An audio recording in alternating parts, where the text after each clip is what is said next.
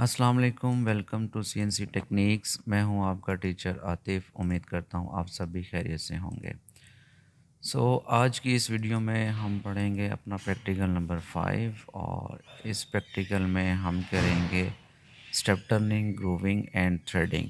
जी हाँ, यानी 3 ऑपरेशंस एक ही प्रोग्राम में। स्टार्ट करते हैं आज की वीडियो।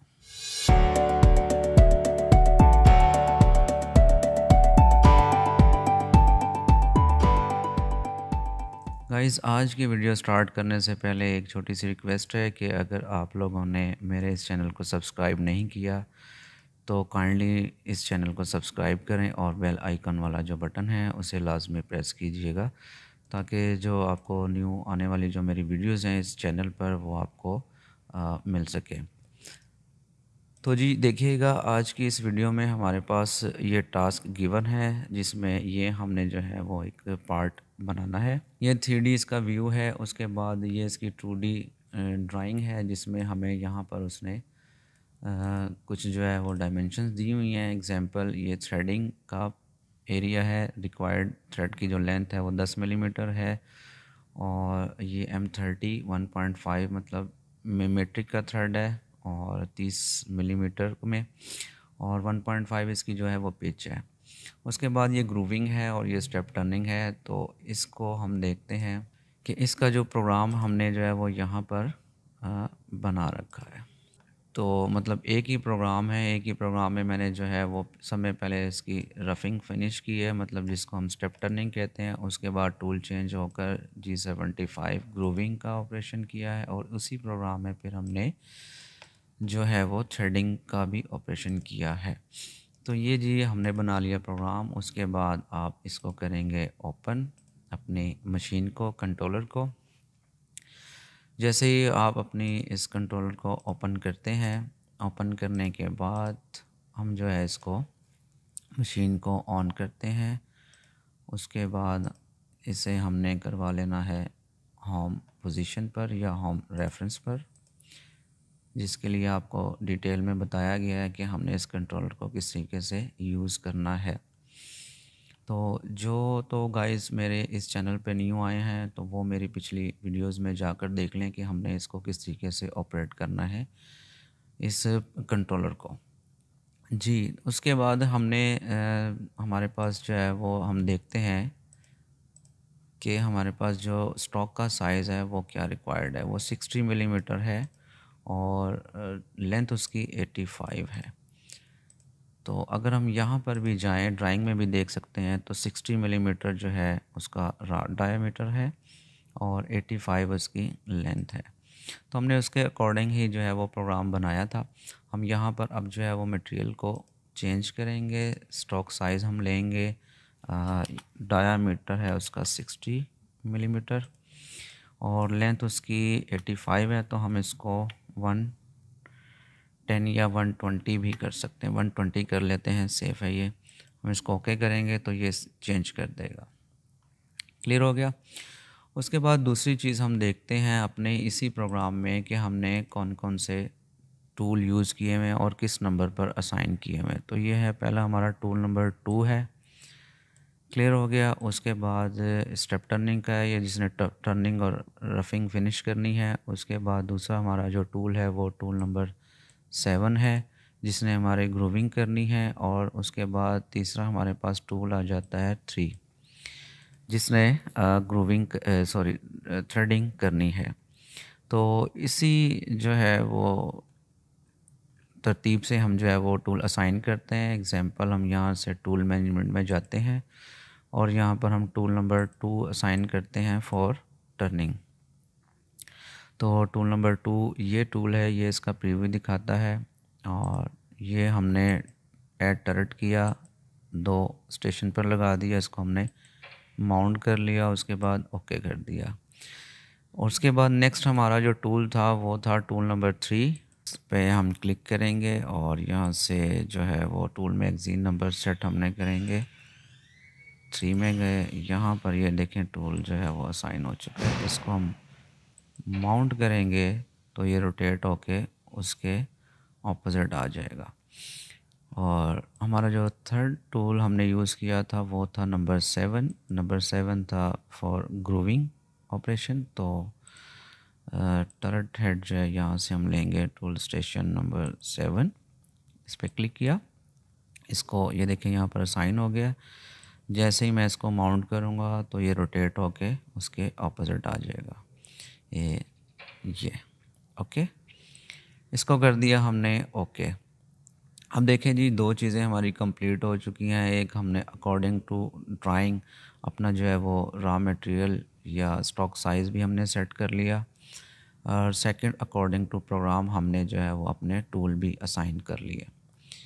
क्योंकि इस जो है वर्क पीस पर हमने 3 ऑपरेशंस करने हैं, इसलिए हमने यहाँ पर 3 टूल असाइन किए हैं। और जिस जिस नंबर्स पर हमने जो है वो प्रोग्राम में लिखा था कि इस नंबर पे हमारे टूल होने चाहिए, तो उसी वर्क स्टेशन पे टूलिंग का जो है वो मैगज़ीन नंबर पे हमने वो असाइन किए हैं अपने टूलिंग।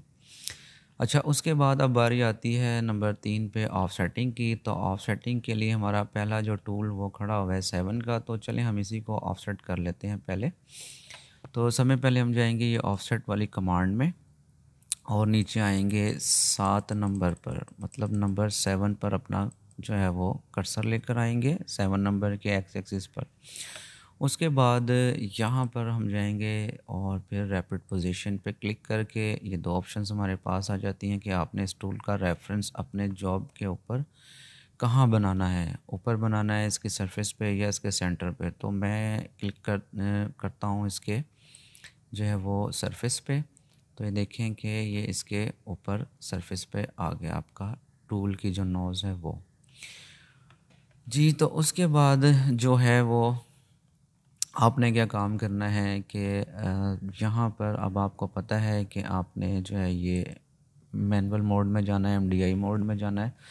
और यहाँ पर आप लिखेंगे एक्स, ये लिखा जाता है एक्स, और जितना डायामीटर था इसका 60 था, तो हमने 60.0 लिख दिया यहाँ पर, और इसको हमने कर दिया इनपुट इस वैल्यू को। ओके हो गया। अब देखें टूल आपका यहीं पर ही खड़ा रहेगा, और मैं यहाँ पर z की वैल्यूज़ भी दूंगा, z 0.0 एंड इनपुट। तो ये z की वैल्यू z आ गई -474.0, और जो x की वैल्यू है वो आपकी आ गई -324.6। तो हम पोजीशन में जाके देखेंगे कि ये एक्स एक्सिस की वैल्यूज़ भी वही होनी चाहिए और z एक्सिस की वैल्यू भी वही होनी चाहिए जो वैल्यूज़ आपकी ऑफसेट में है। क्लियर हो गया। अब जी जब हमने टूल को चेंज करना है तो आपने कोशिश ये करनी है कि पहले आपने अपने जो टर्रेट हेड है इसको पीछे कर लेना, टूल को अपने वर्क पीस से पीछे कर लेना है। अदरवाइज़ अगर आप यहीं पर टूल चेंज करोगे तो मशीन अलार्म दे देगी, यहाँ तो अलार्म दे देगी लेकिन एक्चुअल में वो उसका एक्सीडेंट कर देगी। एग्जांपल देखें, मैं अगर मैनुअल इसको टूल को चेंज करता हूँ, चलिए उसके बाद हमने इसको करना है पीछे। तो पीछे करने के लिए मैनुअल पे क्लिक किया हमने और इसको हमने पीछे कर लिया। अब टूल नंबर हमने देखें कि कौन सा लेकर आना है, 1 और ये 2। तो ये 2 नंबर हमारा जो है वो टूल आ जाता है स्टेप टर्निंग का। तो जैसे ही हम ये टूल को इसके वर्कपीस के सामने लेकर आएंगे, हमने यहाँ से सिलेक्शन करनी है ऑफसेट नंबर 2 की। उसके बाद यहाँ पर हमने क्लिक करके रैपिड पोजीशन में उसको बुला लेंगे अपने रेफरेंस पॉइंट पर जहाँ पर हमने इस टूल का रेफरेंस बनाना है। तो जी ये हो गया। उसके बाद x 60 था तो 60.0 कर दिया एंड z 0.0 कर दिया। इस हमने क्या करना था कि मैनुअल मोड में आए और यहाँ पर हमने किया x 60.0 input and z 0.0 input. Okay, तो ये हमारा टूल नंबर जो 2 है उसका भी रेफरेंस हो चुका है। अब हम जाएंगे अपने टूल नंबर 3 की तरफ जो कि था ग्रूविंग का, सॉरी ये थ्रेडिंग का। तो उसमें जाने से पहले हम अपने जो ये टचिंग है टूल की, इसको टूल को हम थोड़ा सा पीछे की तरफ मूव करते हैं ताकि हमें जो है वो टूल चेंज करने में आसानी रहे फॉर सेफ्टी। तो यहाँ पर मैं इसको क्लिक करूँगा तो देखें कि टूल नंबर जो है वो 3 हमारा जो है वो आ चुका है सामने। और इसको भी जो है वो हमने क्या करना है, रैपिड पोजीशन सेट करनी है। रैपिड पोजीशन सेट करने के लिए हम इसको ओके कर देते हैं इसी पॉइंट पे। तो ये देखिएगा कि जो आपकी टिप है और इसका जो एज है सरफेस का वो सिमेट्री है दोनों, ठीक है। अब यहाँ पर जो है वो आपने क्या करना है, MDI मोड में जाएंगे और यहाँ से सिलेक्शन करेंगे अपने टूल नंबर ऑफसेट नंबर 3 की। यहाँ पर लिखेंगे as it is x 60.0 input and z 0.0 input. Okay, ये आपकी वैल्यूज़ आ गई हैं। उसके बाद जी अब आप जो है वो मशीन को करेंगे अगेन होम रेफरेंस। मतलब मैंने कल बताया था कि ये ज़रूरी नहीं है, आप जस्ट इसको वैसे ही जो है वो मूव करके अपनी जो जॉब से है वो थोड़ा सा दूर लेके जा सकते हैं। तो जी ये हमारा काम हो गया, हमने मटेरियल भी असाइन कर लिया, टूलिंग भी असाइन कर ली और टूलिंग की ऑफसेटिंग भी कर ली। अब हमने एक हमारा मेन काम है वो है इस जो प्रोग्राम हमने बनाया था नोटपैड की फ़ाइल पे इसको इंपोर्ट करना। तो इसको हम इंपोर्ट करने के लिए वो कहता है कि आपने ऑटो मोड में जाएं, तो यहाँ से ओपन कीजिएगा और ऑटो मोड में जैसे ही आप जाते हैं इसको अपनी लोकेशन दें कहाँ प्रोग्राम पड़ा हुआ है। तो मैंने डेस्कटॉप पे रखा था प्रैक्टिकल नंबर 5 के नाम से आई थिंक। तो ये है थ्रेडिंग और ग्रूविंग। तो मैं इसको ओपन कर लेता हूँ इस अपने कंट्रोलर पे, इस स्क्रीन पे। अब ये प्रोग्राम देखिएगा ये आ चुका है, ठीक है।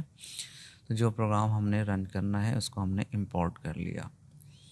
अब उसके बाद जो है हम इसको 2D व्यू कर लेते हैं, या उससे पहले ये देखें कि मैंने ये डोर क्लोज़ करना है लाजमी, ठीक है। ये 2D में भी कर सकते हैं लेकिन उसमें आपको जस्ट आवाज़ आएगी, ये नज़र नहीं आएगा डोर, इसलिए मैंने इसको 3D व्यू में करना चाहा। इसको अब हम 2D व्यू में लेकर जाएंगे।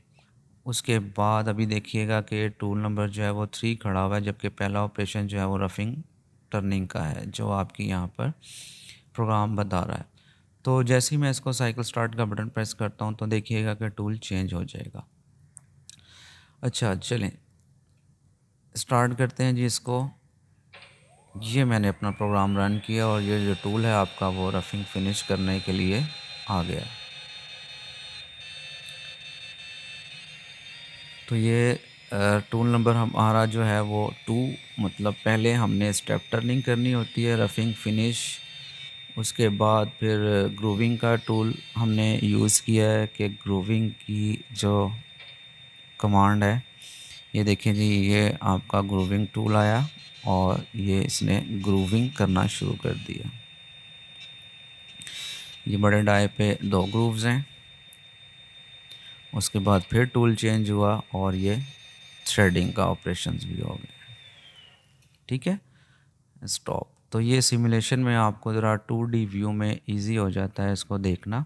अब जब आपका काम कंप्लीट हो गया तो चाहे आप इसको 3D व्यू में भी देख सकते हैं। उसके लिए हम इसको मज़ीद क्लेरिफाई करने के लिए डोर को ओपन किया। उसके बाद देखिएगा कि ये वो आपका वर्क पीस है, ये देखें ये वो थ्रेडिंग है जो इसने कट की है, ये वो ग्रूव्स हैं तीनों, 2 बड़े डाई के ऊपर और एक ये छोटे डाई के ऊपर। और ये जी आपकी वो एक्चुअल ड्राइंग थी जो वर्क पीस हमने बनाना था। तो ये देखें कि ये पार्ट और ये पार्ट, ठीक है, एज इट इज़ सेम है। इसको आप हर एंगल से भी देख सकते हैं। सो गाइज़ ये था आज का हमारा प्रैक्टिकल नंबर 5, जिसमें हमें ये टास्क दिया गया था कि एक ही प्रोग्राम में आपने जो है वो थ्रेडिंग, स्टेप टर्निंग और ग्रूविंग यानी 3 ऑपरेशंस करने थे। तो उम्मीद करता हूँ आपको ये हमारे प्रैक्टिकल की और वीडियो की भी बेहतरीन समझ आई होगी। और अगर किसी ने मेरे चैनल को सब्सक्राइब नहीं किया तो लाइक करें, सब्सक्राइब करें और शेयर लाजमी कीजिएगा। मिलते हैं नेक्स्ट वीडियो में, तब तक के लिए अपना बहुत ख्याल रखिएगा और अपने इस चैनल का भी। अल्लाह हाफिज़।